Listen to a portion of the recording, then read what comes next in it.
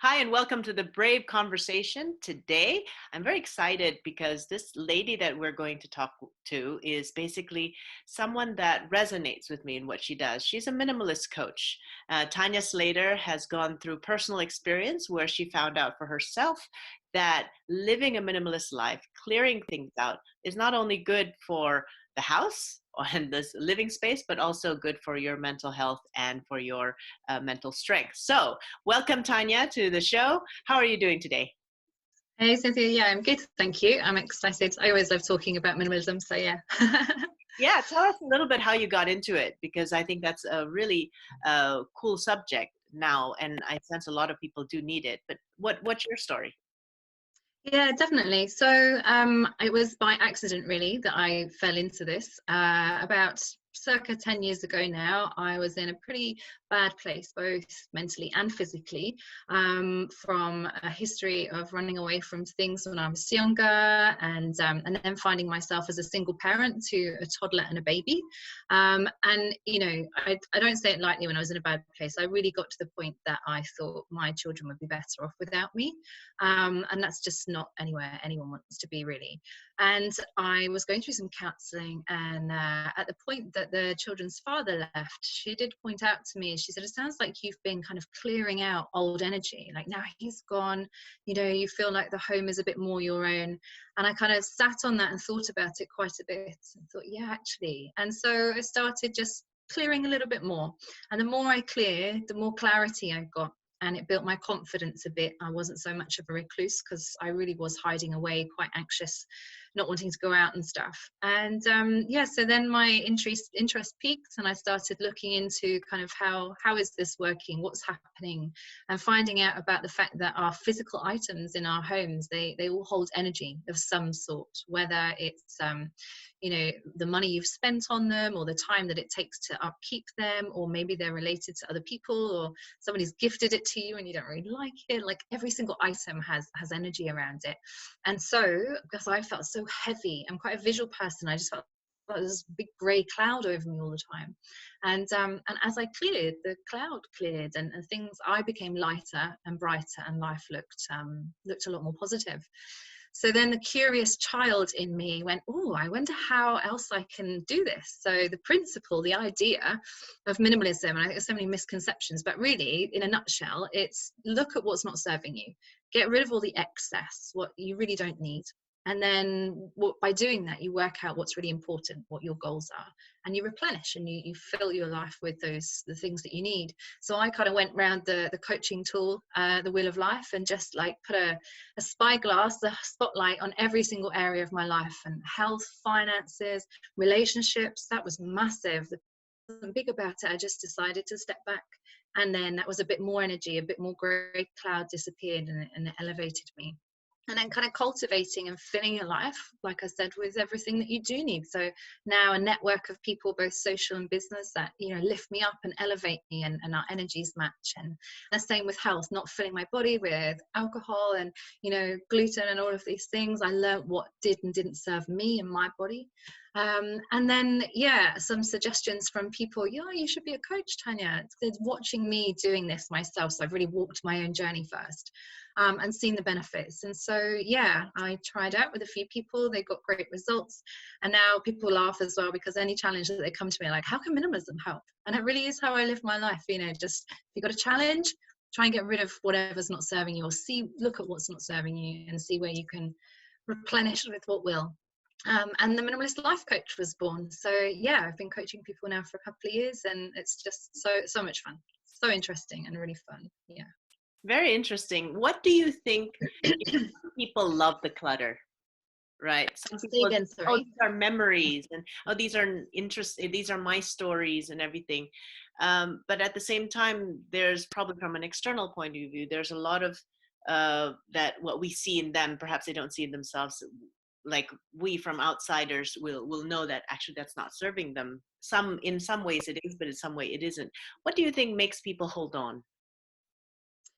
Yeah, I think a number of things. I think partly the kind of world that we're kind of part of this massive marketing machine, So and quite often we're unconsciously a part of this, and we've been brought up into this world that we need these things to make our life more simple, to fill the gaps and to fill the holes.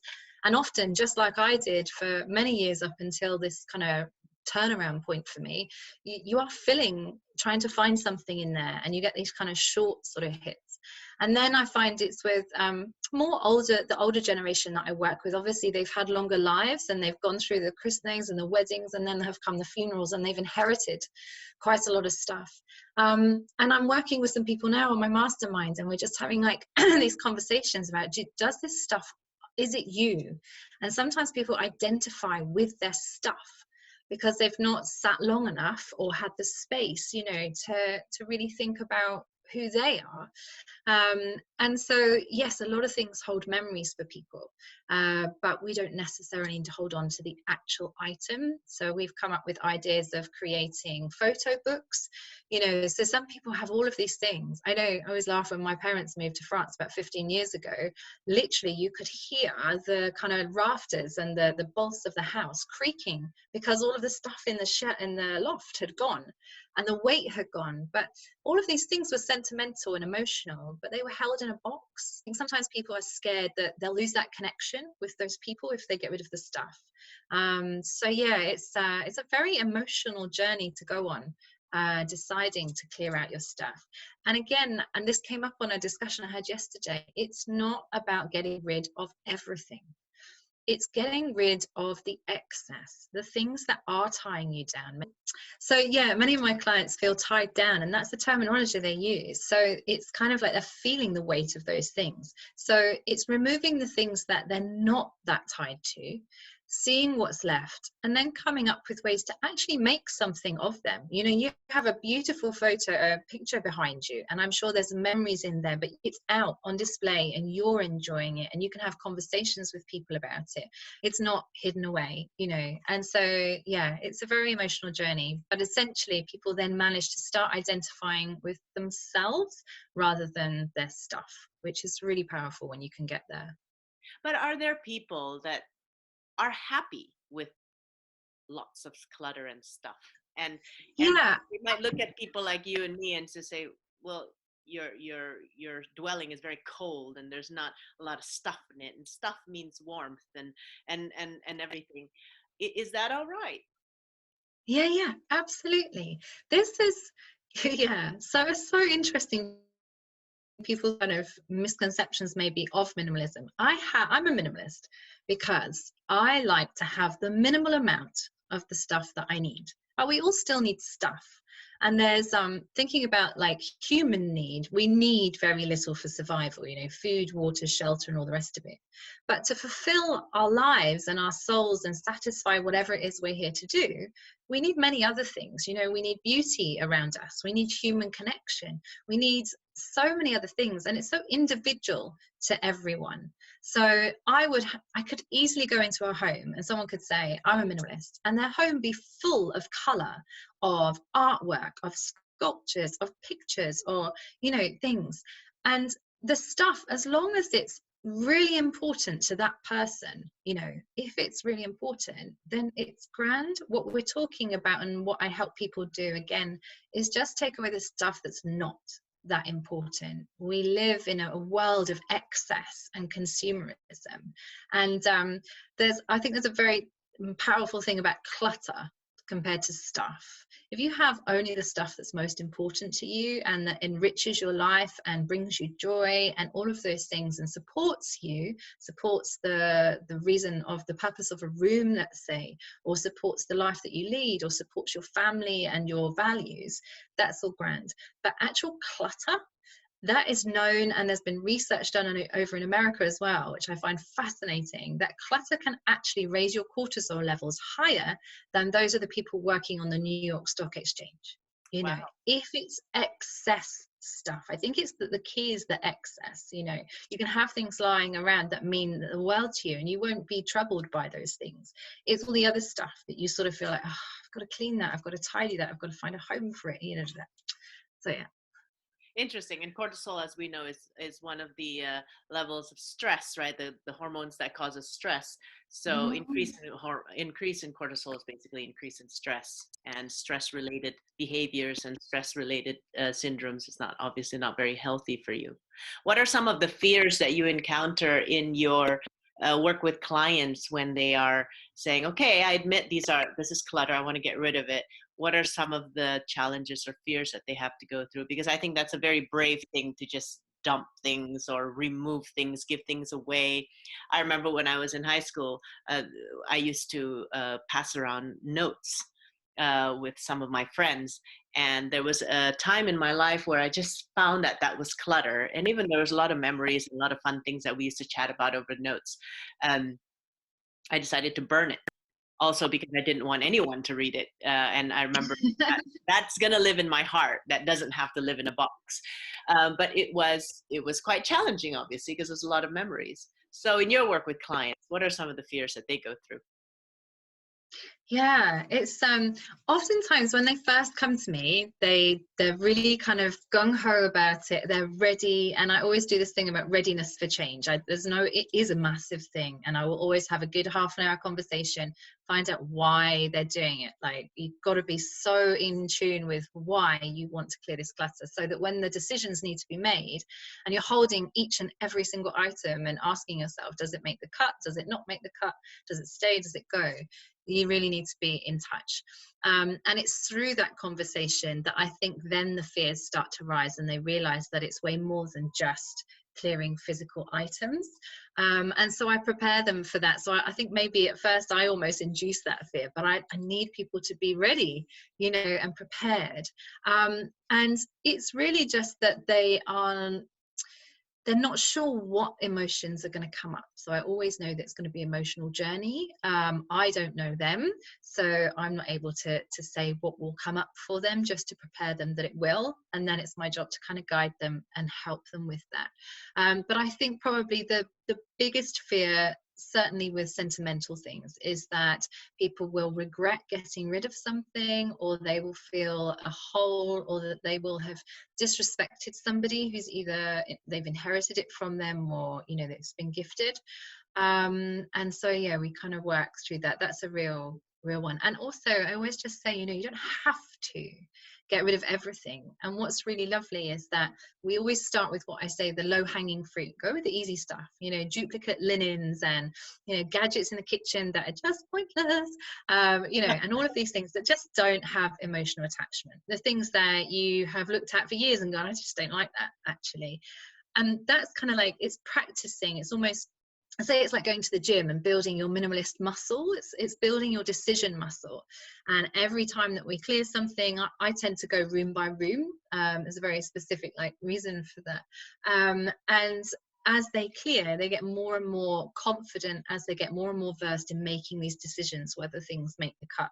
And so the motivation builds. And even if they come across certain things and they know it's going to be challenging, I just put it to one side, because oftentimes when you've cleared all the excess and all the clutter and stuff, actually you have room for these things that actually mean something, and there's no need to get rid of them. Just enjoy them. When I was helping my mum clear some of the stuff in her home in France when my dad died last year, came across a beautiful, almost velvet, I think, Victorian hat that was her father's, and it's been kept lovely, and it's in a box, and it must have been carried around for years and years and years. And she was like, I can't get rid of that. I said, no, of course you can't get rid of it, but where's it been for the last 40 or 50 years? In a box. No one knows about it. So we talked about actually, let's buy a porcelain head or a glass head or something and put it out and get that connection and enjoy it and have conversation about it. So yeah, there's lots of fears and anxieties, but slowly we work through them. And it's also a commitment to a kind of new, more conscious living lifestyle.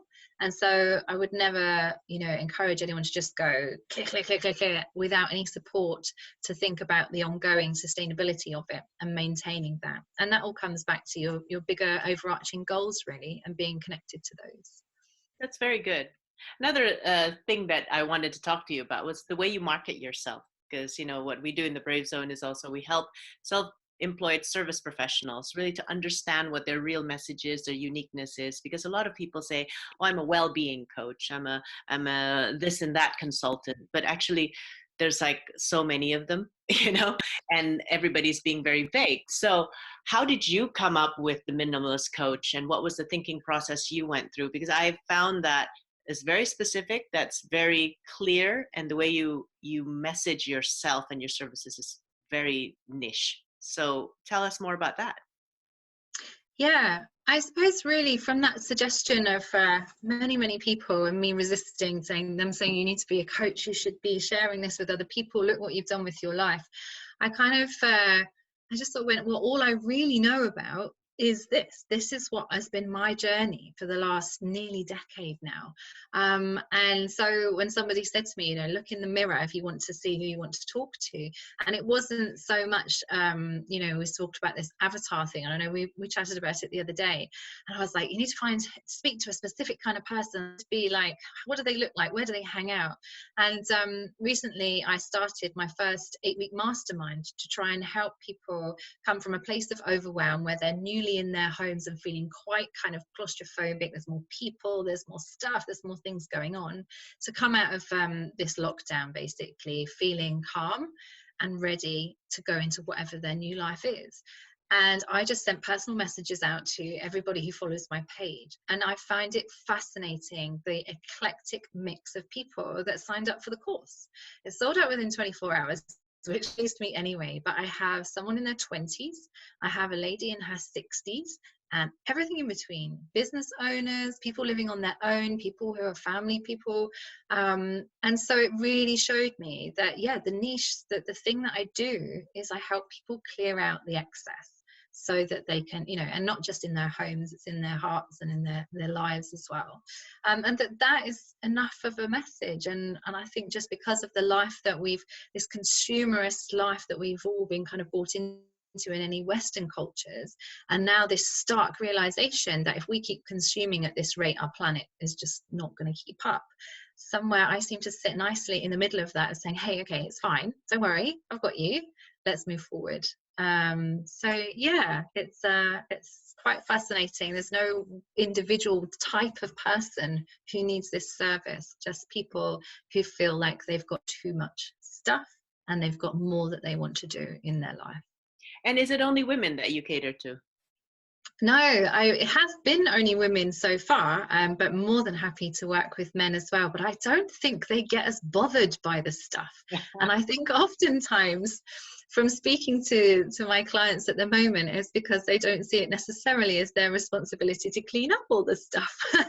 So yeah. I think that's a whole other topic. But yeah, I'll work with anybody who needs to clear, basically. Yeah. That's good. That's good. And so you have got a mastermind. So tell us your fan page or your group, that so listeners can join if they want to. Yeah, sure. So at the moment, I've just got a Facebook page, which is the Minimalist Life Coach. And since January, I've been doing something called hashtag 365 days of minimalism. So it's been a daily post. I think we're about 136 or something today. Just daily tips, advice, inspiration and stuff, mostly lives when I can manage them. And I will be, the 8-week mastermind is kind of halfway through now. So we're about to start marketing and launching the next one. So yeah, it's all exciting times. That's good. That's good. So 3 tips, or at least 3 tips, or maybe just up to 3 tips, because we're going minimalist, on people who are thinking about decluttering. What should we think about first, or what are the top tips for us? Yeah, definitely. That's really cool. So first off, I always say that you need to go inside. You need to work out why. And sometimes people don't really know why, and this can be really challenging at first. So I would just say, use your best thinking today, how you're feeling today, even if that is overwhelmed and tied down and, lacking in energy or whatever. What is it that you want out of life? And this, let's go deep, big life dreams, because in knowing that and connecting with what you really want, that will help you make the decisions, because it is an emotional journey, as we've discussed, and it can be quite overwhelming. So in those moments, if you're connected to your why, you can, affirmations are great. I often say, if you're struggling, kind of write an affirmation. I'm clearing the clutter because I want to create calm in my life, or I want more clarity. So yeah, definitely connecting with why you're doing it. As I alluded to before, start easy, start with the lightweights, the easy hanging fruit. Don't go straight in the loft and be like, right, I'm going to get rid of this, because that's just, it's not going to aid you at all.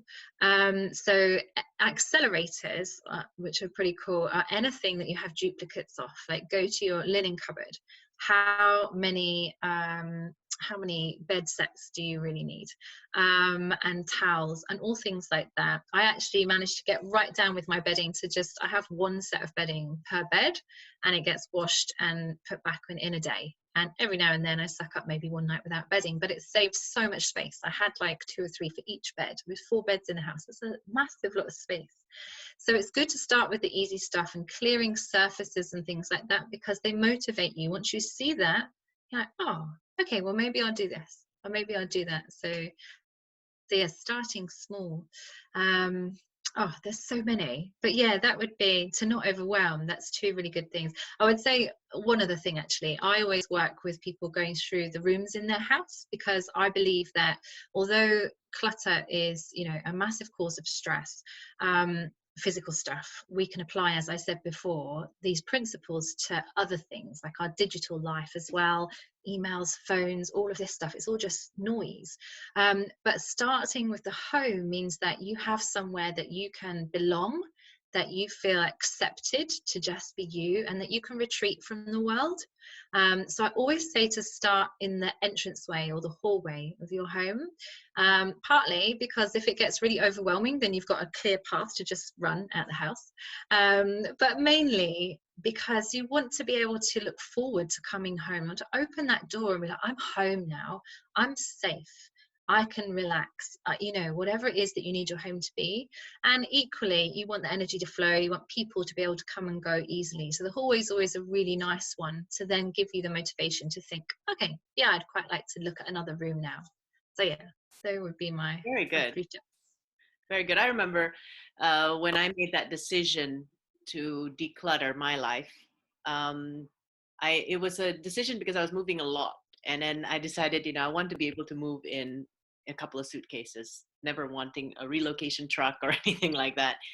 And what it does, and when I travel, I take pictures. I don't collect souvenirs as I used to do. But I realized that life got easier, and I got more time, less noise, and more time to connect with who I am, and Absolutely. and decide what I want to do, instead of always taking care of the stuff that I have, right? So it's interesting because I never really thought about it. I just did it, and then life became lighter and lighter, and it's also healthier. I feel healthier, and more connected to myself. But now, having met you, and having watched a lot of, the Netflix series about minimalism and all these kinds of trends, I just find that is so good to help you in your mental well-being, and also your mindfulness. Living mindfully is somehow connected for me. Yeah, definitely. I think for me, I've recognized, and if anyone ever asks, what are the benefits of doing this? I could go on all day, but won't. But it's like, imagine you set up dominoes and they just kind of flick down one after the other. So the first thing that I find is that you're actually able to relax and rest in your home. And you were talking about those cortisol levels and stress and everything. Life outside is stressful. It doesn't matter what you do, that there's stress out there, it's busy, and you need somewhere that you can rest. Rest is so important for the human body. My room, my bedroom, was always, as long as I could remember, the last one on the list. Never got decorated. Everything got dumped in there when people came around, and the house got tidied. It was just an afterthought. And for years, I suffered with insomnia. I had sleep disorders. And many people who have bedrooms like that, they have sleep disorders. So only recently in the last year, I cleared my bedroom and my sleep has improved tenfold. It's amazing. And as I say to my boys, whenever they come to me, especially at nighttime, because all the problems come at nighttime when it's bedtime, I'm like, you know what you need to do? And they're like, sleep, mummy. Yeah, because sleep heals. You know, we can process and we can heal. So if you've created an ambience and a space that you can relax and rest in, not just the bedroom, but, you know, around your home, then you get improved healing and processing, which then gives you like your mental health and your physical health is, you know, improved by that. Your metabolism, there's so much biology and physiology. And this is why I love this journey, because who would have thought clearing out all the, you know, mismatched mugs and a bit of cutlery could actually really lead to all of these benefits. And it just kind of goes on. So the more energy you've got, the more clarity you have, and it builds your confidence. I started to find my creativity again. I know when I had money worries and I was tired, creativity went out the window. And so for me, it was creativity in the kitchen. I started batch cooking and enjoying doing that rather than it being a chore to feed my family, which has improved our health because we're eating better. And creativity in my business, I knew I could do better than I was doing over the last few years. And once I got the energy and the clarity and I worked out what I was here to do, now I've got the creativity, and it's been like this snowball effect, which is in full action now, and it's wonderful, which has then had a knock-on effect on my finances. You're saving money, so your finances improve. It just, like I said, I could go on forever, but it just has such a knock-on effect to everything. So yeah, I always say, any problem you have in life, just have a look and see, what can I clear out? What don't I need? What's weighing me down? And then fill it up with everything that would elevate you and bring you, happiness and fulfillment. I love it. I can tell you love the subject, and thanks for, we'll leave with that. We'll leave the audience with those questions, those questions to reflect upon, because I think it's very important for everybody to have their best life, their best space. Air quality, I would assume, is another benefit from minimalism, because So much, yeah. less dust, more healthier air that you're breathing when you're at home. So, but thank you, Tanya, for sharing your personal story, personal journey, and also giving us really valuable tips and questions to think about. Yeah, my pleasure. It's been really lovely. Thank you. So for me to you, I hope you continue to keep safe and to keep well and to keep happy. And I hope this brave conversation has served you. Bye-bye now.